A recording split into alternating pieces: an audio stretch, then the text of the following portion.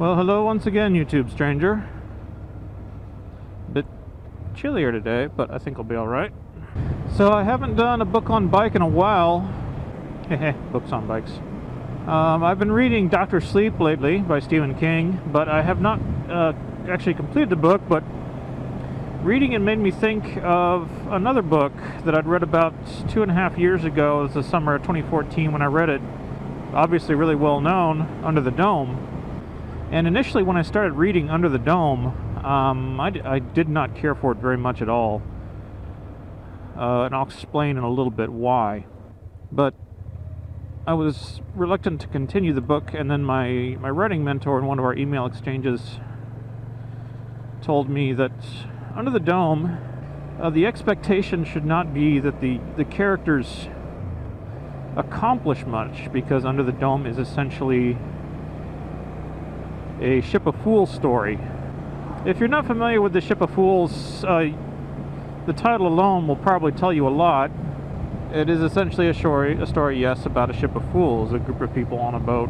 Well, the title comes from Plato's Republic, and one of his parables in the Plato's Republic, about a ship that is captained by a man who doesn't hear well, who doesn't see well, who doesn't navigate well, but the majority of the sailors on the ship are convinced of his right to steer, and that, hey, navigation isn't something that can be taught anyway.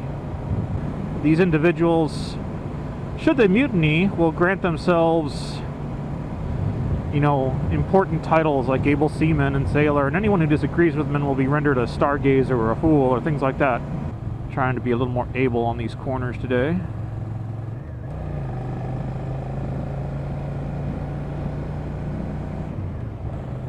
And so the people on the ship, they eat to excess and navigate poorly, and in general go nowhere.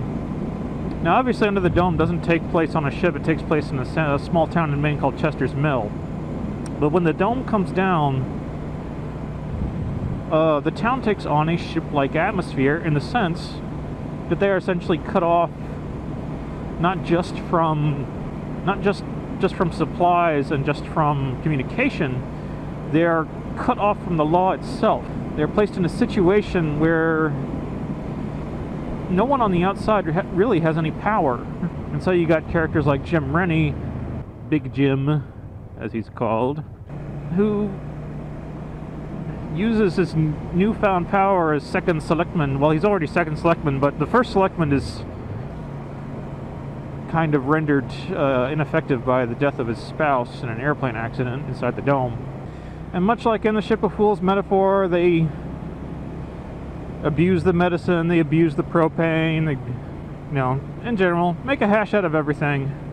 However, in the mid-20th century, a phrase came about to describe a certain kind of plot in which characters are almost purposely and laughably indifferent to new information, to useful information that could potentially bring about the resolution of the plot in a more sensible manner. And the nickname for this is the idiot plot.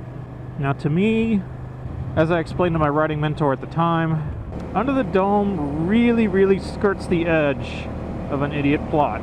Or rather, it skirts the fine line between an idiot plot and a Ship of Fools, because you have this small town in Maine, yeah, but at the same time, clearly a small agricultural town probably has experienced inclement weather before, difficult weather conditions before, road closures before, all kinds of things that cut them off from the conveniences of the rest of civilization.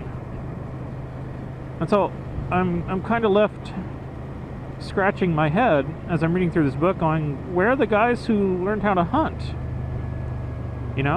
Where are the guys where's the people who knew how to fish? Why isn't anyone, trying to create a tally of available supplies? Why is it that only the kids are the ones making an effort to map out the dome? They're not really taking much of a tally of their medicine, much of a tally of their fuel. So I'm writing my various concerns to my writing mentor, saying, wow, these people are really dumb. And my writing mentor explains to me, well, it's a ship of fool story. You're not intended to be impressed by how smart the characters are. I was like, well, okay. And I started reading it again, kind of from that perspective and understanding and seeing a lot of the parallels a little more. But just for funsies, I posted a little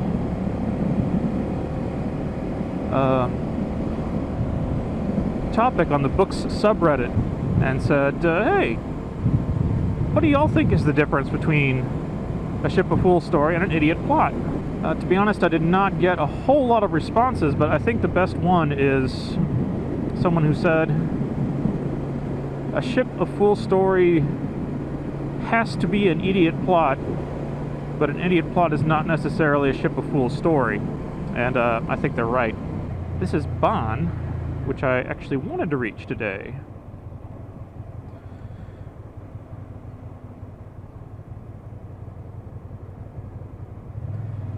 Try not to rudely speed through their nice little town. Man, had some long curves coming here. Oops. Hauptstrasse. Probably what I want to stay on. I like to practice maneuvering between the manhole covers. Anyways, that's my take on Under the Dome. When I read it on the Nook. It was 1,100 pages. To be honest, if the characters did things that made sense, I think it probably would have been culled down to about 400 pages. But what do I know? I am definitely not the sort of mind that is as popular as Stephen King. A bit cloudier than 2 weeks ago. Not quite as enjoyable. I gotta say, this road provides some pretty good medium speed curve practice. I'll have to remember that. Head over to the next town, get turned around, and then come back, and y'all can just enjoy the scenery here for that portion. Here we go. Here's some other motorcyclists.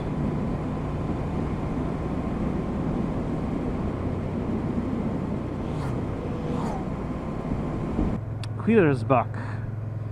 I looked at a couple of rental houses here, not literally, of course, on the internet. I'll probably get turned around here somewhere. Well, anyway. Come on, roundabout. Come on, parking lot. The sunlight to make this day as enjoyable as my last outing. A coworker of mine was talking about how some of these villages are starting to impose their own 30-kilometer-an-hour speed limit. I think here in Quiersbach it might be justified just because of the sheer number of blind curves and lots of pedestrian traffic. Well, anyway. See you later, YouTube stranger.